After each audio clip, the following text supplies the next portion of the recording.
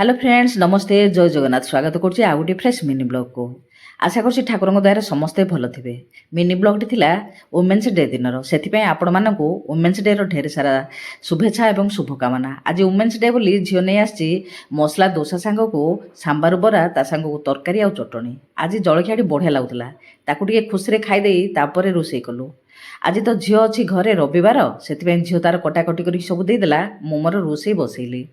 आज तैयारी करदेली green rice रो रेसिपीटी देवी आउ गोटे ब्लॉग रे से आधारे खाली टिके टिके देखईदेली। आउ तैयारी करी पोई रायता से आलू पोई की काटिकी प्रथमे भाजिकी बाहर करदेली शागटी को भाजिकी बाहर करदेली। सेपटे डाली होगलानी ताकू टिके फुटण करदेली।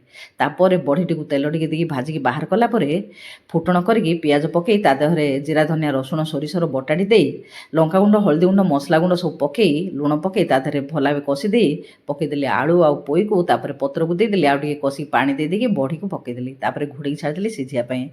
सी सिझिला भितरे चलत मु देखईदेबी आपण मानकु आज कौन कौन रेसिपी। ग्रीन राइस सांग को दही रायतार रेसिपीटी झील तैयारी करछे सेथिपई मो भिडियोटी आउ देखैनी। तापर हेगला आलू पोईर राई तापर डाली थालीटी को गिरगिरी करके आपण मानकु टिके देखै देई बसी पड़ली खाइबा पई। गुलागुली करके प्रथम गुंडाटा आपण मानकु टिके देखैदेली तापर मु खाइली। ओ कौन लगुच आज ग्रीन राइस रो रेसिपीटी बोले कहतुनि एत सुंदर लगुच खाली सेमती खाई ता पाखक डाली तरकारी किसी दरकार नहीं।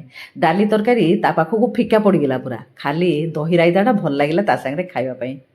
आशा करछि आज भिडियोटी भल लगे निश्चय भिडियोटी को लाइक करेंगे सांग मान सांगे शेयर करेंगे चैनल को नुआ आसते निश्चय सब्सक्राइब करके जिबे आ फेसबुक रु देखुले निश्चय फेसबुक पेज को फॉलो करेंगे। आज रोचे पुणी देखा नुआ ब्लॉग रे।